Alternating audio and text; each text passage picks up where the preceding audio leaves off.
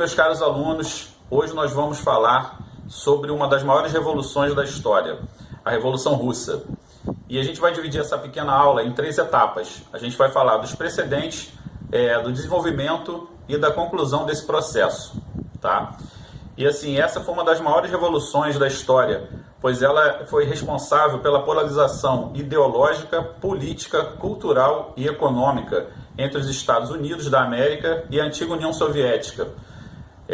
O ano de 1917 é um marco, pois ele retrata a saída da União Soviética da Primeira Guerra e quando ela assinou o Tratado de Paz com a Alemanha. O exército russo era extremamente despreparado para o conflito, pois na verdade esse exército era formado por soldados que eram camponeses pobres, malnutridos e com armas extremamente inadequadas para o conflito. O resultado disso é fácil de prever e não poderia ser pior para o país. A União Soviética teve mais de 5 milhões de feridos e 2 milhões de mortos. Nessa época, a União Soviética era um país essencialmente agrário, com uma população que ficava em torno de 170 milhões de pessoas. E desse total, 85% vivia no campo em condições muito precárias, e onde a maioria das terras pertencia à nobreza e à igreja. Veja que nesse cenário é fácil a gente chegar à conclusão de que a produtividade no campo era muito baixa e que a produção de alimentos não era suficiente para atender toda a demanda dessa população, que era considerada bem numerosa para a época. Para piorar ainda mais essa situação, o povo soviético tinha como governante o Nicolau II, que era um czar, uma espécie de rei absolutista que concentrava todos os poderes do Estado, executivo, legislativo, judiciário, ele chefe do exército. Então ele era todo poderoso da Rússia nessa época e ele fazia uma espécie de plano que não deixava com que a população tivesse mínimo de garantia suficiente para ter uma boa condição de vida. E ele, nesse sentido, ele era apoiado pela Igreja Ortodoxa. O czar e a nobreza eram os maiores proprietários de terras, e dessa forma eles detinham todos os meios de produção das riquezas necessárias dessa sociedade, que era extremamente pobre e rural. Um fato muito importante que a gente deve ressaltar em relação a essa população é que ela estava longe de ser homogênea, apesar de ser muito grande. Havia muitos povos com culturas, línguas, hábitos e vários tipos de conduta do jeito de ser mesmo deles que eram diferenciados, ainda que a língua dominante fosse o russo, tá? Fazendo essa análise preliminar, a gente consegue perceber que os camponeses viviam numa condição de servos, muito parecido, inclusive, com o que ocorria na Idade Média, né? Onde a gente tinha lá o rei e os camponeses que trabalhavam em troca de alimentos e que a grande parte da produção ia, na verdade, para o rei e para a nobreza. Isso era muito similar na Rússia na época e, com certeza, causava um empobrecimento muito grande dessa população. Essa análise permite também a gente constatar que os caras não viviam numa condição satisfatória, né? E para tentar contornar essa situação, o czar fez uma distribuição de terras, mas essa distribuição ficou longe de se configurar como uma reforma agrária. E, na verdade, só amenizou um pouco, né? Pois ele, na verdade, não se interessava criar uma forma de mudança mais drástica na estrutura socioeconômica do país, porque isso ia, com certeza, replicar numa diminuição do poder que ele exercia sobre a sociedade como um todo, né? Na verdade, ele desejava manter as coisas do jeito que estavam, reinar com a sua nobreza e a população ficaria com as migalhas do que sobrasse desse governo. Então, assim, isso provocou que a Rússia tivesse, na verdade, uma vocação rural forçada, que era imposta por esse czar, o Nicolau II, e pela nobreza. E isso causou um dano muito grande à sociedade russa, sobretudo no aspecto econômico e social. Em todos os aspectos, sobretudo no aspecto econômico e social. Essa vocação, vamos dizer assim, como eu falei, essa vocação rural forçada, ela fez com que o processo de industrialização da Rússia fosse retardado em quase um século. E isso só começou a ter forma no final do século XIX. Para ter uma ideia, apenas Moscou e São Petersburgo se tornaram expoentes isolados desse processo tardio de industrialização. E o problema é que, mais uma vez, o povo foi extremamente explorado por essas indústrias que se instalaram na União Soviética. Eles eram submetidos a jornadas de trabalho que chegavam de 12 a 16 horas por dia. Então, assim, além disso, né, eles tinham salários extremamente baixos, não tinham direitos trabalhistas e tinham um ambiente de grande insegurança por não ter proteção no ambiente de trabalho. Eles estavam sujeitos a qualquer tipo de ferimento, até morte em decorrente das horas exaustivas que eles estavam sujeitos, né? E também a gente pode constatar que essa elite russa, com esse processo tardio de industrialização, ela praticamente copiou o modelo inglês, né, então, que foi estabelecido no final do século XVIII, 1700, em torno de 1789, em torno disso, 1700 e pouco, final do século XVIII. Então, assim, essa elite russa copiou, na verdade, fielmente o que a Inglaterra fez quase um século antes. Nesse contexto, a gente chega assim a imaginar que essa insatisfação dos trabalhadores ela tinha que ter alguma forma de se reverberar, de se fazer sentir, de se fazer presente na sociedade, né? E nesse momento que essas indústrias começaram a se instalar e explorando extremamente esses camponeses, na verdade, que se tornaram operários dessas poucas e novas indústrias, né? A gente começa a perceber a difusão das ideias do pensamento marxista junto a essa classe operária, né, pelos que detinham algum conhecimento e que queriam mudar essa situação de penúria em que vivia a população. E essa questão da insatisfação, ela teve pelo menos um fato positivo, que foi a formação de vários grupos e organizações de esquerda que resultaram na formação do primeiro partido político de caráter marxista do país, que foi o Partido Operário Social Democrata Russo, fundado em 1898. Então vamos lá, gente. Após a criação do Partido Operário Social Democrata Russo, surgiram duas correntes divergentes no interior do mesmo. Os mencheviques, que eram a minoria e defendiam a ideia de uma revolução burguesa, com a instauração de uma república que promovesse reformas econômicas e sociais a fim de desenvolver o capitalismo, com uma transição gradual ao socialismo.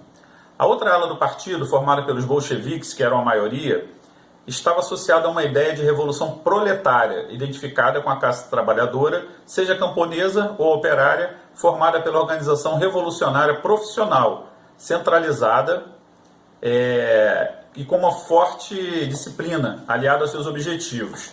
A exploração da população, seja no campo, com os agricultores, ou na cidade, com a classe operária, gerava cada vez mais insatisfações no seu meio. Em 1905, ocorre um evento que revolta ainda mais o cidadão já insatisfeito com o regime de Nicolau II. Vamos lá, vamos ajeitar aí.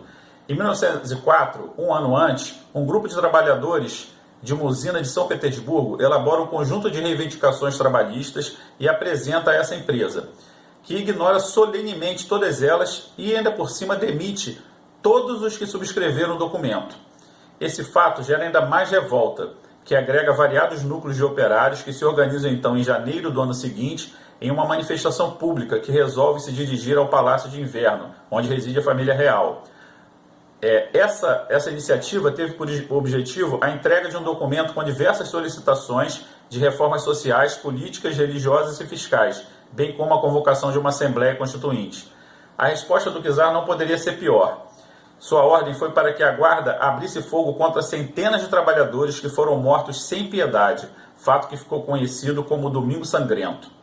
Depois desse fato catastrófico, o povo se mobiliza em várias greves e manifestações na cidade e no campo, por todo o país. Observa a partir daí a formação dos sovietes, que são os conselhos operários e os partidos liberais russos.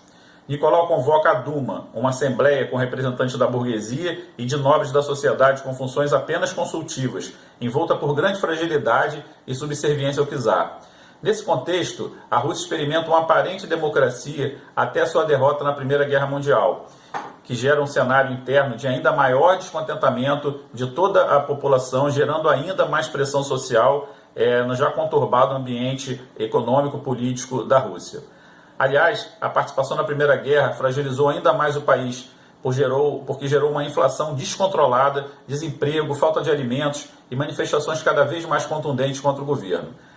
Surge então aí a Revolução de Fevereiro, que derrubou o regime czarista de Nicolau II em 8 de março de 1917, enfrentando a Duma e fazendo com que o governo respondesse às manifestações com violenta repressão, como era de costume em relação a Nicolau. Mais uma vez, a população organizada em grupos formados por bolcheviques, mencheviques, socialistas, revolucionários e anarquistas exige do czar as mudanças necessárias.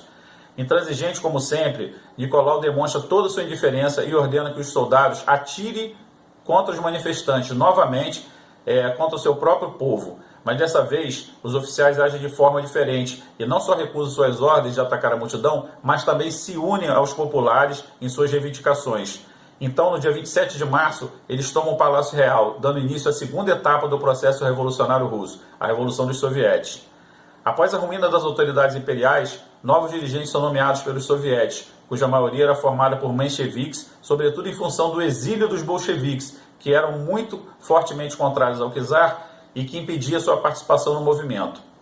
Uma coalizão entre a Duma e o Soviete de Petrogrado forma um governo provisório com maioria liberal, colocando como dirigente o príncipe Georgy Lvov, um tradicional político rico e proprietário de terras.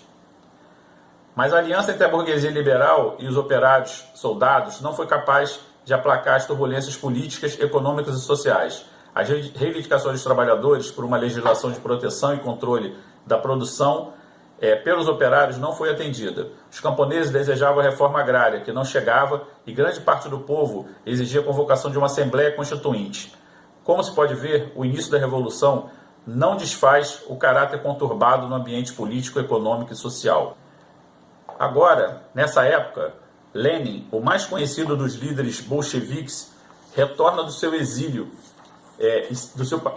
e apresenta ao seu partido as importantes teses de abril, onde elencava uma série de exigências tais como a retirada imediata da Rússia da Primeira Guerra Mundial, a dissolução do governo provisório, transferência do poder aos sovietes, supressão da polícia, do exército e dos funcionários do Estado, confisco das grandes propriedades rurais, nacionalização das terras, fundação de um Banco Nacional Único, controle da produção social e da distribuição dos produtos pelos sovietes.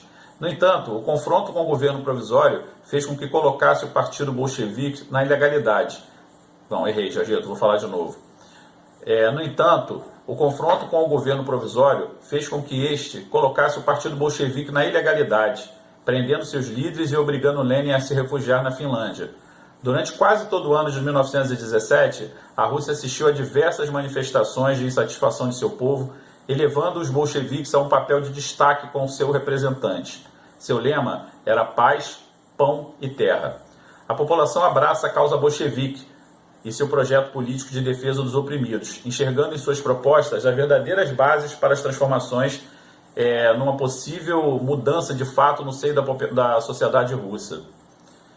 Observamos então um grande processo de radicalização dos sovietes, de soldados e de operários, com grande adesão formal ao partido bolchevique, onde o poder deveria ser assumido pelos sovietes. Ocorre uma grande ocupação de terras por todo o país, originando uma grande revolução agrária. Não reforma, veja bem, era uma revolução agrária, que teve como consequência um grande processo de deserção de soldados, fragmentando ainda mais as forças armadas, que já se encontravam em condições deficitárias e deficientes em relação ao que o governo poderia fornecer para eles. Como resultado, temos o fortalecimento dos socialistas revolucionários de esquerdas ligado à terra, num ambiente já conturbado pelo antagonismo dos populares do governo provisório. Nesse ambiente político, mais uma vez conturbado e muito desfavorável a uma pacificação da sociedade, Lenin retorna do seu exílio na Finlândia e propõe, junto ao Comitê Central do Partido Bolchevique, uma insurreição para derrubar o governo provisório. É criado, então, o Comitê Militar Revolucionário do Soviete de Petrogrado, em conjunto com a preparação da Guarda Vermelha, para debelar os contra-revolucionários. Temos, então, a retomada do poder em nome dos sovietes em 25 de outubro de 1917. Os revolucionários bolcheviques adoram práticas... Errei de novo. Vamos lá. Nossa, estou cansado, está terminando. Os revolucionários bolcheviques adotam várias medidas como anulação dos títulos de nobreza, laicização do Estado, simplificação da língua escrita russa, liberdade de expressão, de imprensa, de greve, de associação, eleição direta de juízes, substituição da polícia e do exército permanente pelo armamento geral do povo, controle das empresas pelos operários com eleições para seus conselhos, igualdade e soberania dos povos reunidos no território russo. Inclusive, os territórios russos passam a ter direito de separarem da Rússia e se constituírem como estados autônomos, independentes. Vamos lá. Finalizando, gente, a gente vai ver que ainda tinha gente insatisfeita no governo, né? Dessa vez eram os antigos oficiais monarquistas e políticos conservadores que formam uma força militar contra-revolucionária, que ficou conhecido como Exército Branco, que era apoiado pelas potências vitoriosas na guerra e que se lança contra o Exército Vermelho, que representava o poder bolchevique. Então, o poder bolchevique cria o comunismo de guerra, que propõe, dentre outras coisas, a criação de uma economia de troca, o escambo, proibição de comércio privado, pagamento de salário em gêneros, confisco da produção agrícola, imposição de rigorosa disciplina ao Exército Vermelho, tudo sob o comando de Trotsky. E vamos lá, cortar. Tudo sob o comando de Trotsky. Os bolcheviques saem vitoriosos e anexam vários territórios para finalmente formar em 1922 a União das Repúblicas Socialistas Soviéticas. Bem, gente, essa é a nossa pequena aula introdutória em relação à Revolução Russa. Eu espero que vocês tenham aproveitado e que isso vai servir apenas como uma ponte, um início para que a gente aprofunda o debate e que possa chegar a um conhecimento mais amplo e, vamos dizer, mais consistente do que foi esse grande processo, na verdade, que foi a Revolução Russa, que está longe de ter sido um processo simples e que, na verdade, ela se deu durante muitos anos e que mudou radicalmente a visão do mundo capitalista, que era preponderante na época, com uma alternativa ao capitalismo, que na verdade era o socialismo. Obrigado a todos e até a próxima aula.